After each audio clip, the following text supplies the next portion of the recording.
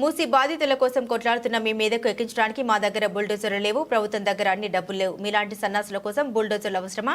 పిచ్చి కుక్క కరిచినా కూడా చేస్తారు సీఎం రేవంత్ రెడ్డి. ప్రతి ఒక్కడు బుల్డోజర్ నా మీద నుంచి పోవాలి, బుల్డోజర్ నా మీద నుంచి పోవాలంట. ఎన్ని బుల్డోజర్లు కొనాలన్నా నేను? హరీష్ కోటి కొనాలంట, రాజేందర్ కోటి కొనాలంట, కేటీఆర్ కోటి కొనాలంట. నెత్తి మీద జుట్టు లేని వాళ్ళు కూడా చాలా మంది బుల్డోజర్ నా మీద నుంచి ఫస్ట్ పోవాలంటారు. ఎన్ని బుల్డోజర్లు కొనాలి వీళ్ళ కోసము? ప్రభుత్వం దగ్గర అంత ఏడుంది? అప్పులు చేసిపోయింది కేసీఆర్. వీళ్ళందరి కోసం బుల్డోజర్లు కొనాలంటే లేవు, బుల్డోజర్లు కొనం.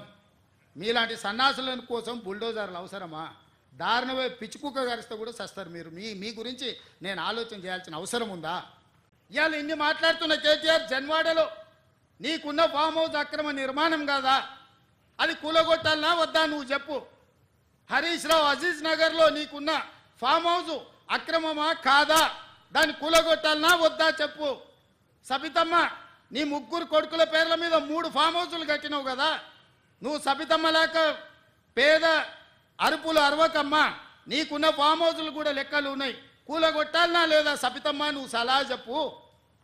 ఇవాళ హైదరాబాద్ నగరానికి తాగునీరుని అందించిన ఉస్మాన్ సాగర్, హిమాయత్ సాగర్లో బల్చినోళ్ళు బల్చి కొట్టుకుంటున్న వాళ్ళు ఫామ్ హౌసులు కట్టుకొని వాళ్ళ డ్రైనేజ్ తీసుకెళ్ళి ఆ గండిపేటలో హిమాయత్ సాగర్, ఉస్మాన్ సాగర్లో కలిపితే వాళ్ళ డ్రైనేజ్ నీళ్లు హైదరాబాదు నగరం తాగాలనంట. ఈ నా కొడుకులు చెప్తున్న భాష గది. ఇవాళ ఆ ఫామ్ హౌస్ చుట్టూతో కట్టుకున్న ఇల్లు ఎవరివి?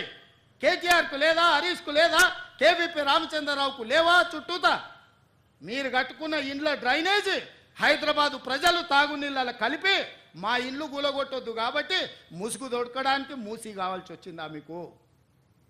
మూసీని అడ్డం పెట్టుకొని ఎంతకాలం బతుకుతారా మీరు? ఎంతకాలం తప్పించుకుంటారు? వారం రోజులు, 10 రోజులు, 15 రోజులు, నెల రోజులు అయినా వదల మీ భర్త మీరు అనుకుంటున్నాం ఒక్కనొక్కని చింతపండు చేస్తా. మూసి హైదరాబాద్కు వచ్చిన వరదల్ని పరిష్కరించుకుంటూ హైదరాబాద్ కూరుకుపోతున్న బురదలో నుంచి నగరాన్ని కాపాడాలని ఒక మంచి ఆలోచనతో ముందుకొస్తే దాని మీద కూడా బురద జల్లుకుంటూ తిరుగుతున్నారు బామర్దులు. నేను అంటున్న కిరాయి మనుషులతో మీరు చేసే హడావిడి తెలంగాణ సమాజం నిశ్చితంగా గమనిస్తుంది. ఇవాళ పేదలకు అన్యాయమైందని ఏడుస్తున్నారు కదా.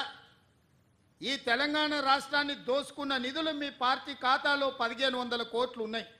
ఒక 500 కోట్లు తీసి ఆ మూసీలో మునిగిపోయిన వాళ్ళకి పంచిపెట్టండి.